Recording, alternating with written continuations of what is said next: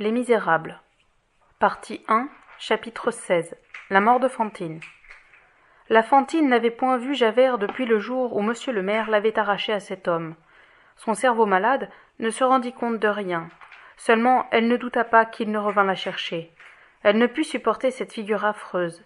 Elle cacha son visage de ses deux mains et cria avec angoisse. « Monsieur Madeleine, sauvez-moi » Jean Valjean s'était levé. Il dit à Fantine de sa voix la plus douce et la plus calme. « Soyez tranquille, ce n'est pas pour vous qu'il vient. » Alors elle vit une chose inouïe. Elle vit le mouchard Javert saisir au collet monsieur le maire. Elle vit monsieur le maire courber la tête. Il lui sembla que le monde s'évanouissait. « Monsieur le maire !» cria Fantine.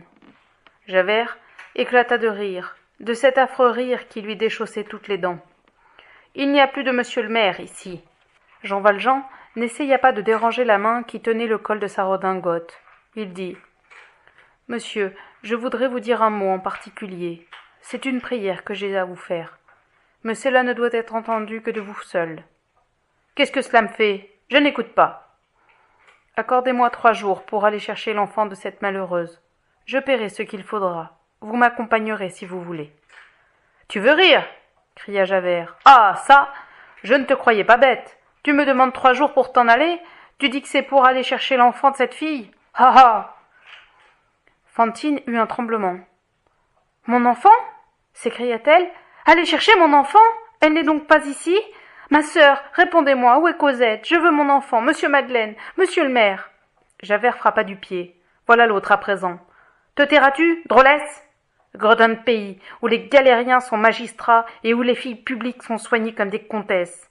Ah, mais tout ça va changer. Il était temps. » Il regarda fixement Fantine et ajouta, en reprenant à poignée de cravate la chemise et le collet de Jean Valjean.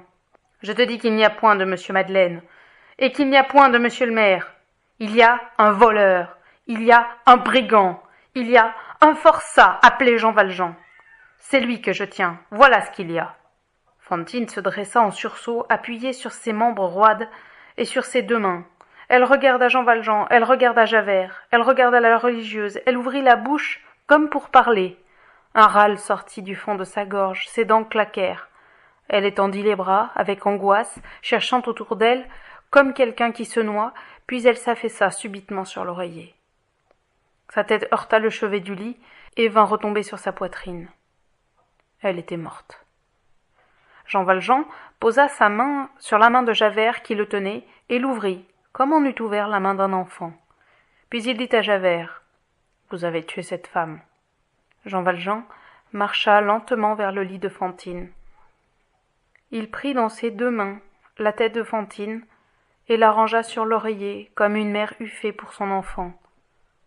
Cela fait, il lui ferma les yeux. « Maintenant, dit-il, je suis à vous. » Javert déposa Jean Valjean à la prison. L'arrestation de monsieur Madeleine produisit à Montreuil-sur-Mer une sensation extraordinaire. Nous sommes tristes de ne pouvoir dissimuler que sur ce seul mot, c'était un galérien, tout le monde à peu près l'abandonna.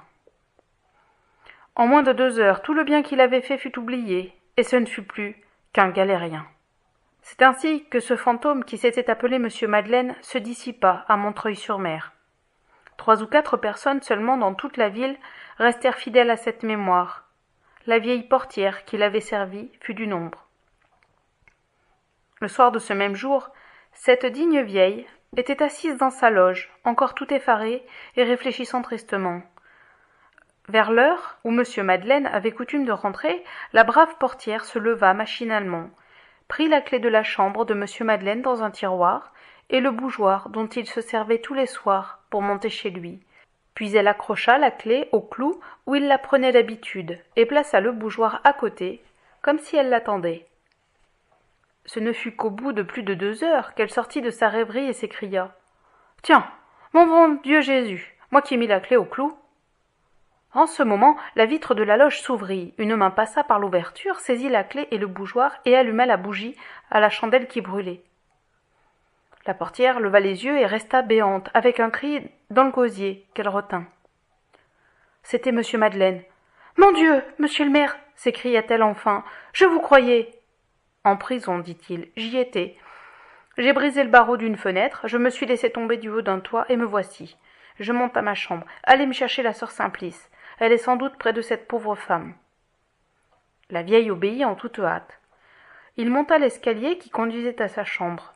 Arrivé en haut, il laissa son bougeoir sur les dernières marches de l'escalier, ouvrit sa porte avec peu de bruit, et alla fermer à tâtons sa fenêtre et son volet, puis il revint prendre la bougie et rentra dans sa chambre.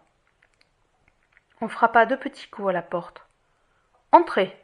dit-il. C'était la sœur Simplice. Elle était pâle, elle avait les yeux rouges. La chandelle qu'elle tenait vacillait dans sa main. Jean Valjean venait d'écrire quelques lignes sur un papier qu'il tendit à la religieuse en le disant. « Ma sœur, vous remettrez ceci à monsieur le curé, vous pouvez lire. » Elle lut. « Je prie monsieur le curé de veiller sur tout ce que je laisse ici. Il voudra bien payer là-dessus les frais de mon procès et l'enterrement de la femme qui est morte aujourd'hui. Le reste sera aux pauvres. » « Est-ce que monsieur le maire ne désire pas revoir une dernière fois cette pauvre malheureuse ? » ?»« Non, dit-il, on est à ma poursuite. On n'aurait qu'à m'arrêter dans sa chambre, cela la troublerait. » 1 heure après, un homme, marchant à travers les arbres et les brumes, s'éloignait rapidement de Montreuil-sur-Mer dans la direction de Paris. Cet homme était Jean Valjean.